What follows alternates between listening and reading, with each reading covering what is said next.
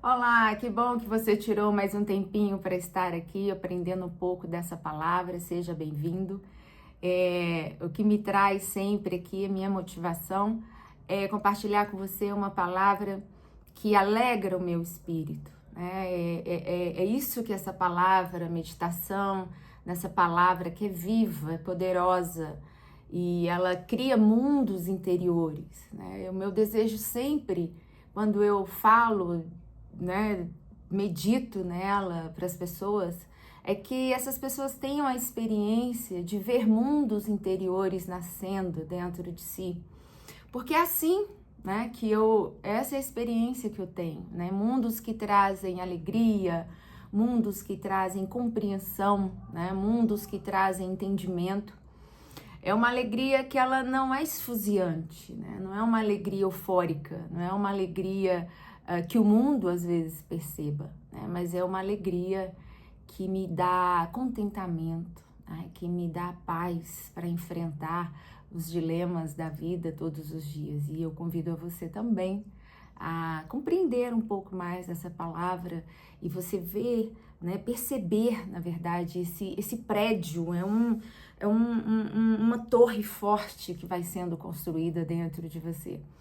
E que nem morte, como Paulo vai dizer, nem vida, nem principados e nem potestades podem derrubar dentro de você.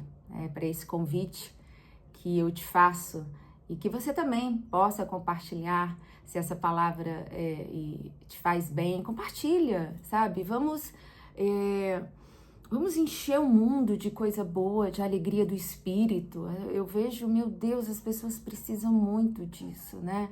Tem tanto, tem muito carro, muita casa, muita roupa, muita viagem, né? Muita foto no Instagram e tão escurecidas por dentro. Precisam da alegria desse espírito que traz tanto significado numa noite chuvosa, num dia ensolarado, né? Traz tanto significado deitado ali na cama e seu coração tá pulando de alegrias e contentamentos. É isso que essa palavra faz, é esse espírito que nos habita, né? Essa palavra, na verdade, ela só faz isso, não é porque é milagre, mas é porque ela alimenta a sua consciência, né? E você, à medida que você pratica, naturalmente, você vai criando esses mundos interiores. Bom, sem mais delongas, vamos lá para Mateus 12, que é onde nós paramos. Na verdade, paramos no 11, finalizamos o capítulo 11, falamos do jugo suave de Jesus.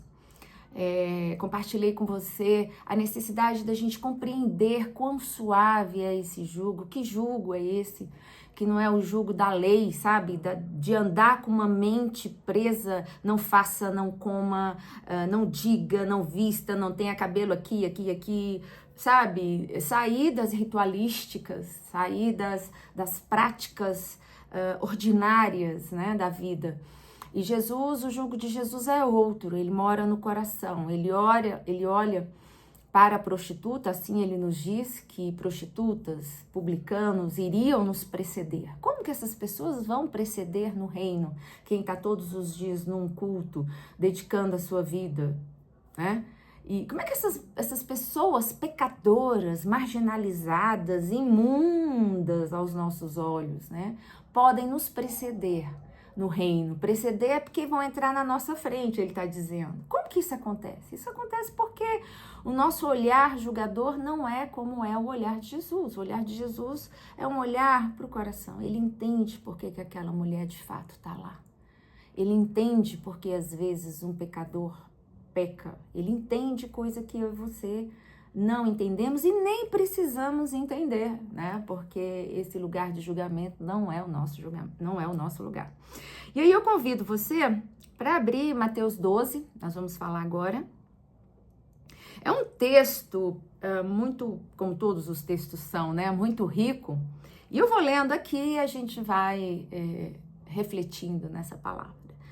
Na minha Bíblia tá escrito Jesus é Senhor do sábado. Esse mesmo texto você pode olhar lá em Marcos 2 e em Lucas 6. São textos muito similares. O texto, inclusive, de Lucas é ipsis literis, quase esse texto aqui de Mateus, tá? Eles vão falar a mesma coisa. Naquele tempo, Jesus passou Jesus, né, pelas searas em dia de sábado.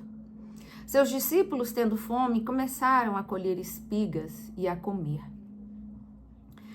Quando os fariseus viram isto, lhe disseram: olha, os fariseus, lembra? Pois é, os teus discípulos fazem o que não é lícito no sábado.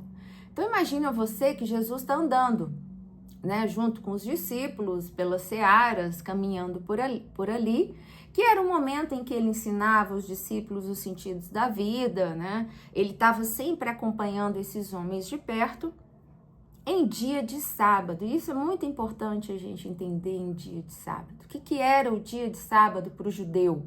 O que representava o dia de sábado para o judaísmo, para a religião? O dia de sábado para a religião é um dia que se descansava, né, pela lei de Moisés. É um dia em que não se fazia nada, né? Se você tivesse que cozinhar para comer no sábado, que você cozinhasse um dia antes. Então, o sábado era um dia sagrado para o judeu. E aí eles estão vendo Jesus andando com os discípulos, os fariseus aparecem dentro desse texto. E o fariseu, a gente tem que lembrar que é aquele cara extremamente religioso. E quando eu falo religioso aqui, você já sabe, religiosidade vem daquela pessoa que pratica por fora, né, todas aquelas rotinas, tudo aquilo que é conhecimento da religião, mas que no seu interior a coisa não reflete, né, de verdade as transformações. Então é aquele cara que está preocupado em fiscalizar a prática. Olha, você não veio no culto. Olha, você não fez isso. Olha, cuidado, porque o que você está transmitindo? E o religioso, ele tem uma característica de, normalmente, ele ser bastante moralista, né? Tá muito preocupado com as morais, com aquilo que vai transparecer, mas não executa, não tá preocupado em fazer a coisa certa. Ele tá preocupado em transparecer. E é um cara que geralmente os fariseus e os religiosos, e aqui nesse caso, né, o fariseu e o escriba da época, ele estava preocupado em fiscalizar o cumprimento da palavra, sem refletir, sem buscar consciência. Importa que praticou, tudo bem. E aí Jesus vem, né, com esse jugo suave, dizendo que a coisa precisa ser diferente. Essa é a diferença que a gente vem falando desde então. E aí esses caras aparecem, os fariseus, vêm os discípulos de Jesus catando cereal, espiga de milho, né, cereal, sei lá. E aí eles estão comendo, estão debulhando essas espigas, né? Estão tirando as sementes de dentro dela e estão comendo, porque eles têm fome. O texto, ele é muito claro aqui no versículo 1, ele vai falar, olha, seus discípulos tendo fome. Isso é muito importante a gente entender, que o humano tem a sua necessidade humana. Fome é uma condição humana que é ignorada pelos fariseus. E é importante que se fala, né? Fariseu é um cabra danado, ou uma cabra danada para ignorar a condição humana, para compreender o que de fato vem do homem, né? O que Deus, ao olhar para o ser humano, vai entender que é uma condição dele, o que não é, né? O que faz parte da vivência humana e o que não faz parte. O fariseu e todo religioso, ele não considera essa condição humana porque ele está preocupado justamente na prática da lei.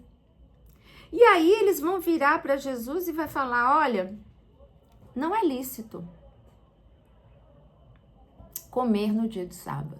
Em outras palavras, o que os teus discípulos estão fazendo, o que os teus discípulos estão dizendo, o que os teus discípulos estão ali debulhando, não é lícito fazer. E aí Jesus, né, faz uma pergunta para eles, né? Jesus vai dizer, olha, Jesus, porém, lhes disse, não lestes o que fez Davi quando teve fome? E os que com ele estavam? Como entrou na casa de Deus e comeu os pães da proposição, que não era lícito comer, nem a eles e nem os que estavam com ele, mas só os sacerdotes. Olha só, aí Jesus taca-lhe a própria palavra lá de Davi, né? A experiência que Davi teve fugindo, tá lá com seus homens, passa ali por um dos sacerdotes e fala: me dá esse pão aí que vai servir para a proposição, que eu tô com fome. O sacerdote olhou para um lado, para o outro, falou: beleza, eu te dou aqui, mas não disse para ninguém não. E aí matou a fome de Davi. E aqui eu tô resumindo por causa do meu tempo. E Jesus vai mostrar para o sacerdote, para o fariseu: olha, você não entendeu o que você leu, não? Olha para a palavra. Jesus está pedindo para a gente olhar para a palavra. Jesus fala para aquele fariseu: olha para a palavra, você não entendeu o que você leu? Qual foi a parte da palavra, da escritura que você tem que você não entendeu? O que Jesus está dizendo é que a gente precisa reler, compreender melhor à luz da condição humana. Essa é uma palavra que merece 300 anos, 365 dias de reflexão para mim e para você, né? Antes da gente apontar para qualquer pessoa, lembra dessa palavra que Jesus disse ao fariseu? Isso é uma condição humana, homem. Você que é sacerdote, que se diz compreendedor da palavra, tá ali na escola dominical todos os domingos, na escola sabatina, você que vai para a missa, né? Você que é entendedor do cristianismo. Olha o que Jesus está falando para a gente. Tá na lei, mas a gente precisa compreender essa lei à luz da condição humana. É o que Jesus está falando para eles. É uma palavra para a gente ter muitos silêncios interiores e deixar ela brotar compreensões dentro de nós, né? E aqui tem muito aprendizado para mim e para você. Primeiro, a gente pensar na condição humana antes de qualquer julgamento. Segundo, que a gente precisa identificar o fariseu que está no nosso caminho. Ou quantas vezes a gente se coloca como fariseu no caminho alheio. A gente tem que entender as leis desse novo testamento que vira e mexe a gente está querendo aplicar na nossa lei, na nossa vida e na vida alheia. O que Jesus está dizendo é: gente, e mais tarde ele vai dizer, né? O sábado não foi feito, o homem não foi feito pelo sábado, mas o sábado foi feito para o homem. E assim eu finalizo aqui para eu e você pensar, né? Para a gente tomar cuidado com os nossos julgamentos, para a gente compreender que Jesus veio e o Evangelho está aí para que a gente aprenda a interpretar à luz da condição humana. E aqui não tem nada a ver com ser condescendente, tá? Vamos fugir, eu já disse isso no vídeo anterior, né, de Mateus 11. Aqui a gente não quer libertinagem, a gente não tá falando de libertinagem, né, nesse julgamento, mas a gente tá, o que Jesus está dizendo aqui é que evangelho sem humanidade é falido. Evangelho sem humanidade, sem observar a condição humana, é lei. Novo Testamento sem observar a condição humana é lei. Jesus sem observar a condição humana é lei. E o que Jesus está dizendo para a gente é que ele não é assim. Tá com fome? Tem que comer? Hoje é sábado? E qual é o nosso problema? Te aguardo no próximo para a gente dar continuidade a essa compreensão desse rico evangelho. Um abraço.